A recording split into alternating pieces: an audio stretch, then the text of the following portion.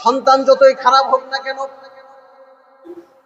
মা বাবা কখনো সন্তানকে ফেলে দিতে পারে না। মায়ের অন্তরে, বাবার অন্তরে সন্তানের জন্য আলাদা একটা মায়া।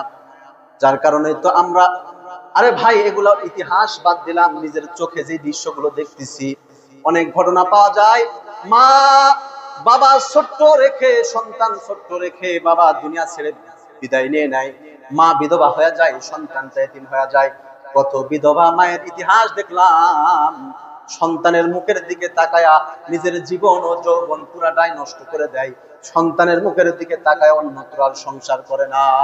এটা হলো আমাদের পৃথিবীর মা বাবাদের অবস্থান, আমরা নিজের চোখে যেগুলো দেখি। আম্মা জান আয়েশা রাদিয়াল্লাহু তাআলা আনহা, সরকারে দু আলম নবী, বিশ্ব নবী জনাবে মুহাম্মদুর রাসূলুল্লাহ সাল্লাল্লাহু আলাইহি ওয়াসাল্লামকে একদিন ডাক দিয়ে বলে, ওগো আল্লাহর হাবিব, আজকে আমি একটা দৃশ্য দেখেছি ও পয়গম্বর, দৃশ্যটা দেখে আমার অন্তরটা এখনো কাঁদতেছে। সরকার বললেন, আয়েশা, কি দৃশ্য দেখেছো? ও সরকার, আমি রোজা ছিলাম, আজানের অপেক্ষা করতেছিলাম, ইফতার করব, সন্ধ্যা নেমে এসেছে। এমন সময় আমার ঘরে মাত্র 4টা খেজুর আছে, 2টা খেজুর আপনার জন্য রেখে দিয়েছি, আর 2টা খেজুর, এক গ্লাস পানি নিয়ে ইফতার করার জন্য যখন আমি প্রস্তুতি নিচ্ছি, এমন সময় একজন মা আমার ঘরের দরজায় এসে ডাক দিয়ে বলতেছে, কেউ আসো নাকি, আমাকে একটু ভিক্ষা দিবা, একটু খাবার দিবা, 3 দিনের ক্ষুধা নিয়ে ঘুরতেছি, 2টা সন্তান আছে, না খেয়ে আছে, কেউ আসো নাকি, একটু খাবার দিবা। ও সরকার, এই আওয়াজ যখন আমি শুনেছি, সঙ্গে সঙ্গে অতিরিক্ত 2টা খেজুর নিয়ে আমি ওই মায়ের হাতে উঠায় দিয়েছি। আশ্চর্য, মা নিজে খেজুরটা না খেয়ে 2টা খেজুর হাতে পাওয়ার সঙ্গে সঙ্গে খেজুরগুলো নিয়ে দৌড় দিলেন। আমি একটু দেখার আগ্রহ তৈরি হলো, কৌতূহল হলো আমার কোথায় গেল। আমি দেখলাম মা দৌড় দিয়ে মরুভূমির কাছে একটা পাহাড়ের চূড়ায় 2টা সন্তানকে বসে রেখেছে। সন্তানগুলো ক্ষুধার যন্ত্রণায় মাটির সঙ্গে গড়াগড়ি করে ছটফট করতেছিল। এমন সময় মা দৌড়ে যে সন্তানদের হাতে, 2 সন্তানের 2 হাতে আমার দেওয়া খেজুর গুলো উঠে দিয়া বলে, খা সন্তান রে, খা, অনেক কষ্ট করে জোগাড় করছি। সন্তান 2টা খেজুর খেয়ে কিছুটা ক্ষুধা নিবারণ হলে মায়ের গলা জড়ায় ধরে কান্না করতেছে আর বলতেছে, মা গো, আমাদের যে খাওয়াইলা তুমি খাবা না? মা বলতেছে, কলিজার টুকরা রে, তোরা খাইলে আমার পেট ভরে যাবে, তোরা যদি খুশি থাকিস আমি মা খুশি থাকবো, তোদের ক্ষুধা নিবারণ হলে আমার মায়ের ক্ষুধা এমনি নিবারণ হয়ে যায়। ও সরকারি দৃশ্য দেখার পর আমি ওই মহিলাকে ডাকলাম, মা আবার আসুন তো আমার বাড়িতে একটু। আবার আমার বাড়িতে আনলাম, যে 2টা খেজুর আমি নিজে খাওয়ার জন্য রেখে দিয়েছিলাম, 2টা খেজুরও আমি মহিলার হাতে উঠায় দিলাম আর বললাম, মা এই খেজুর গুলাও রেখে দেন, আপনার উপকারে আসবে। আশ্চর্য গো ইয়া রাসূলুল্লাহ, আশ্চর্য, মা 2টা খেজুর নিজে না খেয়ে আবার মা দৌড় দিয়ে নিজ সন্তানদের কাছে এসে 2টা খেজুর আবার সন্তানদের মুখে উঠে দেয় আর বলে, বাবা রে, কখন জানি আবার খাবার পাবো, কার বাড়িতে যাব, কে দিবে না দিবে, একটা একটা করে খেজুর খেয়ে তোদের কতটুকু আর ক্ষুধা নিবারণ হয়েছে। এই যে এই খেজুর 2টাও তোরা 2জনে খেয়ে ফেল, হয়তো আর একটু ক্ষুধা নিবারণ হবে, আমি তো ক্ষুধার্তই আছি, তোদের পেট ভরলে মা আমার পেট এমনি ভরে যায়। সুবহানাল্লাহ বলে।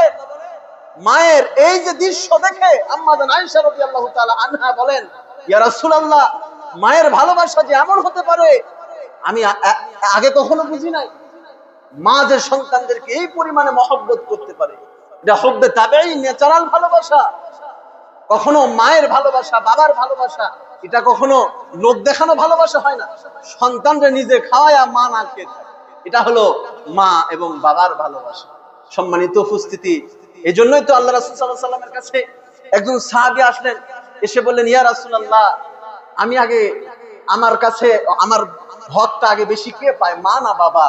আল্লাহ রাসূল সাল্লাল্লাহু আলাইহি ওয়াসাল্লাম বললেন, অবশ্যই তোমার মা, এরপর কার মা, এরপর কার মা, পরপর 3বার মায়ের কথাই, চতুর্থবার আল্লাহ রাসূল বললেন, এরপর তোমার বাবা। কারণ মায়ের দিলের মধ্যে বাবার থেকে আবার আলাদা বেশি ভালোবাসা, বেশি মহব্বত আল্লাহ দিয়ে রাখছেন।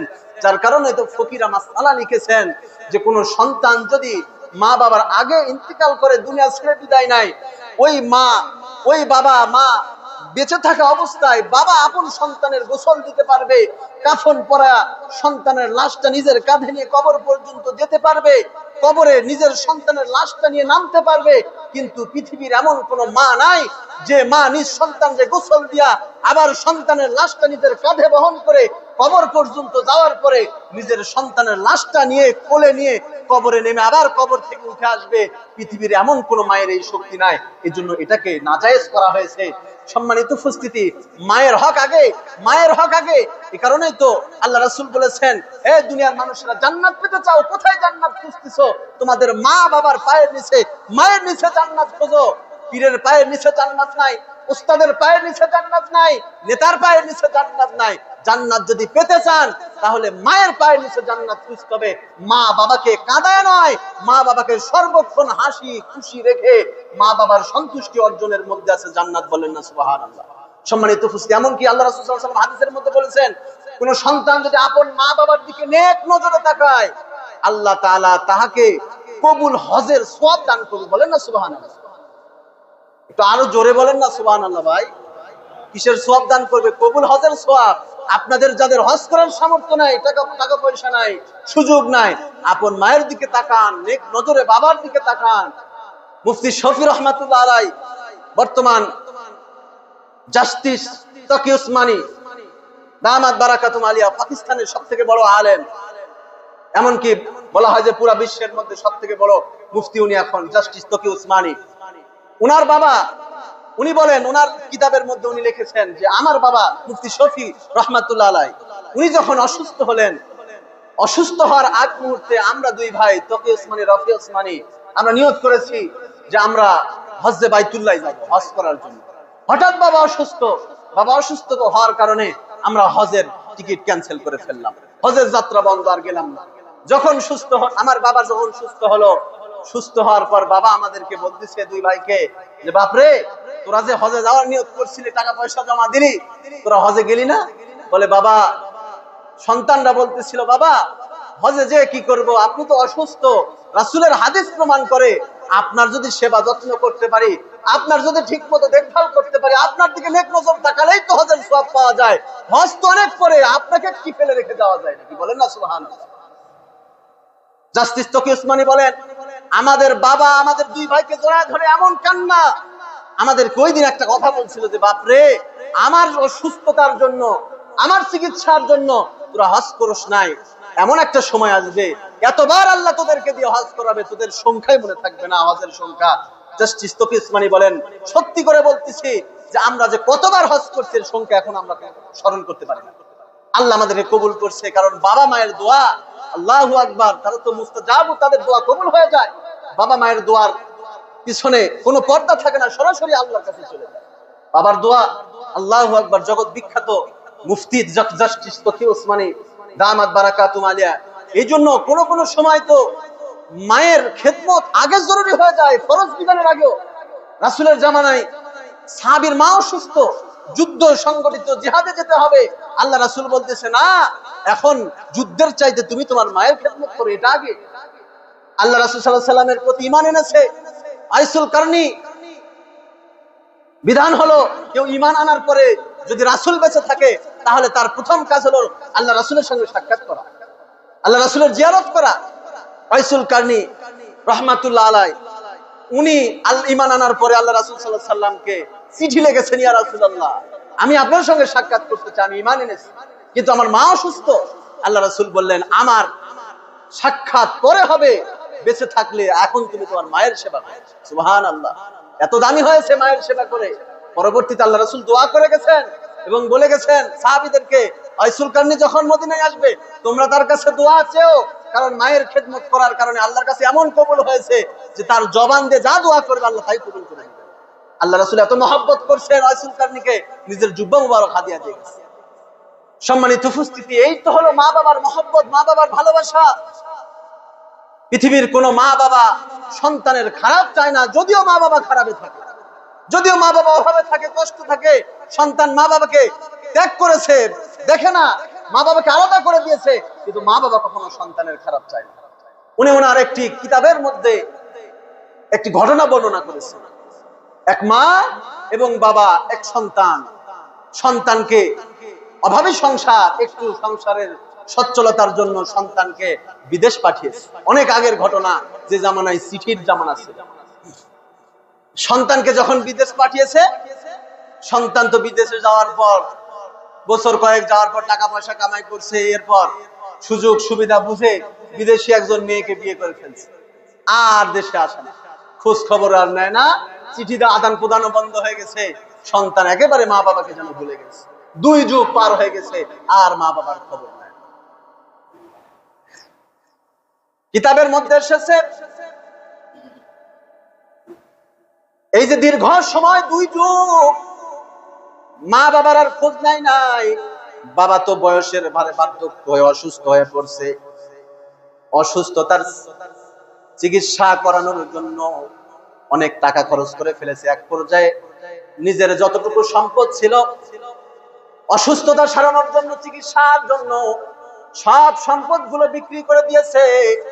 এরপরও বাবা বাঁচতে পারে নাই, দুনিয়ার হায়াত ফুরিয়ে গেছে। বৃদ্ধা মা বয়সের ভারে বৃদ্ধ হয়ে গেছে, মাথা কোমর বাঁকা হয়ে গেছে, নিজের বাড়ি ভিটা সব বিক্রি হয়ে গেছে।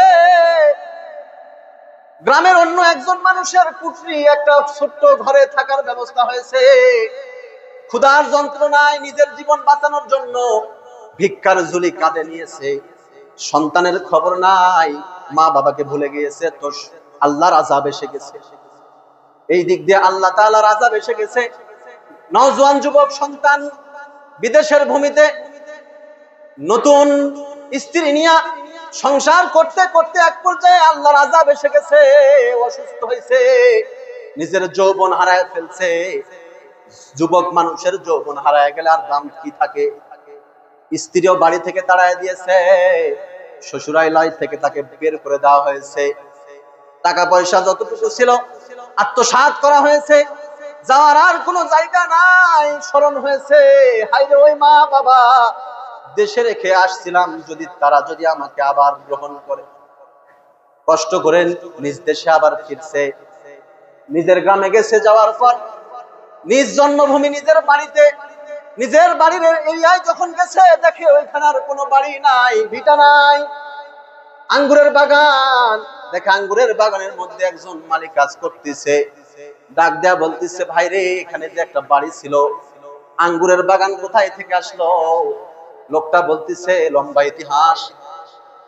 এই বাড়ির মালিক, এই জমির মালিক যিনি, তিনি তো অনেক আগেই মারা গিয়েছে। চিকিৎসার জন্য টাকা পয়সা অনেক নষ্ট করেছে, জমি জমা সব বিক্রি করে দিয়েছে। সন্তানটা শুনেছিলাম দূর দেশে থাকে, মা বাবার খবর নাই, না 2 যুগ পার হয়ে গেছে। অসুস্থ মা, বয়সের ভারে কোমর বাঁকা হয়ে গেছে। আশ্চর্য, মা সন্তানের বিয়োগ বেদনায় কাঁদতে কাঁদতে চোখের আলো হারায় ফেলছে। এটাও একটা কষ্ট, যা আমরা কোরআন থেকে প্রমাণ পাই যে হযরত ইয়াকুব আলাইহিস সালাতু ওয়াস সালাম ইউসুফ নবীর জন্য বিয়োগ বেদনায় কাঁদতে কাঁদতে 2টা চক্ষু আন্ধা করে ফেলছিল।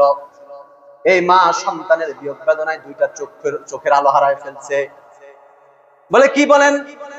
এখন কি তাহলে ওই বৃদ্ধা নারী আছে? বলে, হ্যাঁ আছে। ক্ষুধার যন্ত্রণায় গ্রামে গ্রামে ভিক্ষা করে। গ্রামের ওই প্রান্তে যান, ওখানে একটা কুঠির বাড়ি আছে। ওই বাড়িতে সন্ধ্যা নেমে আসলে সারাদিন গ্রাম গ্রাম ঘুরে ঘুরে খাবার জোগাড় করে ভিক্ষা করে আবার সন্ধ্যার বেলা বাড়িতে আসে। নওজোয়ান যুবক হাঁটি হাঁটি পা পা করে নিজেকে এমন ভাবে সে দোষী মনে করতেছে। হায়রে, নিজেকে ধিক্কার দিচ্ছে, কত বড় অন্যায় করে ফেলেছি মা বাবার সাথে। হাঁটি হাঁটি পা পা করে ওই কুঠির বাড়ি পর্যন্ত গেছে। সন্ধ্যা নেমে আসছে। আসার পর দেখে, তার মা চোখে দেখে না, লাঠি ভর দিয়ে দিয়ে ভিক্ষার ঝুলিটা কাঁধে নিয়া বয়সের ভারে মাজা পড়ে গিয়েছে। হাঁটি হাঁটি পা পা করে কুঠির বাড়িতে আসলো, ভিক্ষার ঝুলিটা রাখলো। রাখার পরে ওই মা ওযুর পানি দিয়ে ওযু বানাইলো, মাগরিবের নামাজের প্রস্তুতি নিল, ঘরে গেল, নামাজ আদায় করলো।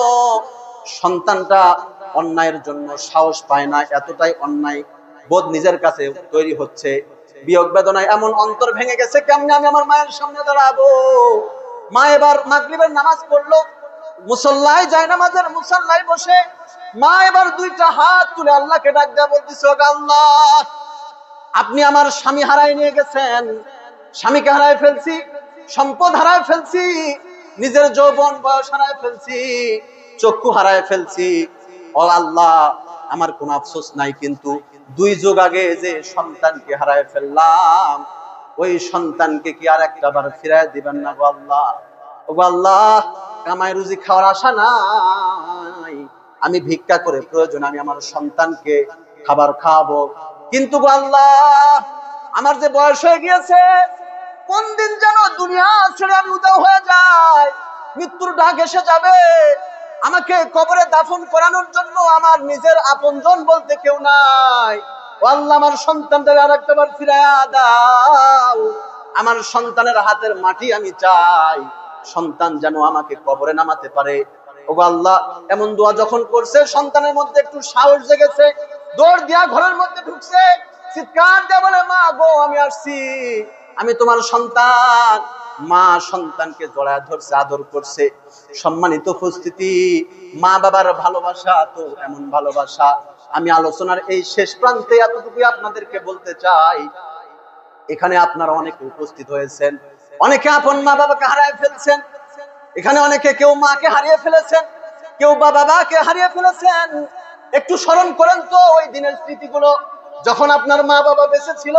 আজকে জুমার দিন কত বাবা তাদের সন্তানদের হাত ধরে ধরে মসজিদে নিয়ে আসছে নামাজের জন্য। আপনার বাবা বেঁচে থাকলে কি মসজিদে নামাজের জন্য নিয়ে আসতো না?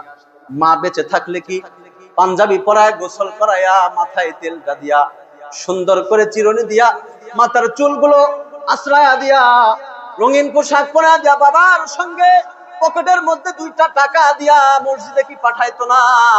এখান থেকে যখন আবার বাড়িতে যাইতেন, ওই মা কি সঙ্গে সঙ্গে খাবার প্লেটটা বিছায়া দিয়ে আপনার জন্য খাবারের ব্যবস্থা করতো না? ওই বাবার সঙ্গে নিয়ে আপনাকে তুলে তুলে মুখে খাবার উঠায় কি দিত না? ওই বাবাকে কতজন হারায় ফেলছেন, ওই মাকে কতজন হারায় ফেলছেন। এখনো বাড়িতে গেলে মা বাবার পুরনো স্মৃতিগুলো ভেসে ওঠে। কসম মুসলমান, যখন বাবাকে হারিয়ে ফেলেছি, এখনো বাড়িতে গেলে বাবার স্মৃতিগুলো স্মরণ হলে বুকটা ফেটে যায়। আর এখানে তো বাবা বসছিল, এখানে তো দাঁড়ায় দাঁড়ায় গোসল করতো, এই চেয়ারের মধ্যে বসে বসে গল্প করতো। ওই বাবাকে হারায় ফেললাম, কাফনের কাফন পরাইয়া, গোসল বানাইয়া। আরে কিছুক্ষণ আগে যে মানুষটাকে কথা বলতে শুনেছি, ওই মানুষটার দুনিয়াতে নাই।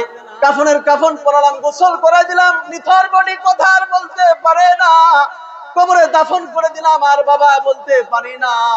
আমার মতো অনেকে এখানে এতিমের মতন মাকে হারিয়ে ফেলেছেন, মায়ের ভালোবাসা কি অন্তরের মধ্যে নাই? মুসলমান, আমি আপনাদেরকে বলি, আল্লাহ রাসূল বলেছেন, ও সন্তানেরা, মা বাবাকে কখনো কষ্ট দিবি না।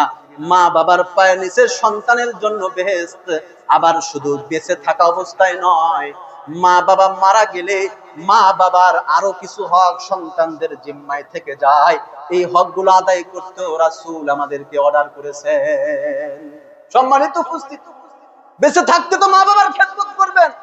যুবক যারা আছেন, কখনো কষ্ট দিবেন না ভাই। মা বাবা যদি বেজার হয়ে যায়, জীবন ধ্বংস হয়ে যাবে বললাম, কখনো কষ্ট দিবেন না। আর যারা, আমি সহ আপনারা যারা মা বাবাকে হারিয়ে ফেলেছি, আমরা আপনাদের কাছে বলি, মা বাবার জন্য একটু দোয়ার দরকার আছে, মা বাবার জন্য একটু কাদার দরকার আছে, একটু কবর জিয়ারতের দরকার আছে। না জানি আমার মা আমার বাবা কবরে কি হালতে আছে আমি জানি না। আমার মা যদি অসুস্থ থাকতো, সন্তান আপনি কি কখনো মায়ের অসুস্থতা দেখে বসে থাকতে পারতেন? বাবা যদি চিৎকার করতো, সন্তান আপনি কি সহ্য করতে পারতেন? না জানি আল্লাহর, আমার মা আমার বাবার কবরের মধ্যে যদি আগুন জ্বলে, জাহান্নামের অবস্থা যদি তৈরি হয়ে যায়, আমি যদিও দেখি না, যদি হয় ভাই, তাহলে আমি সন্তান হিসেবে কেমনে সহ্য করি? রাসূল বলেছেন, আপনজনদের কবরের আযাব ক্ষমা হবে, দানের ওসিলায় আপনজনদের কবরের আযাব মাফ হবে, তাদের জন্য সদকা করো। সম্মানিত উপস্থিতি, আপনারা অবগত আছেন।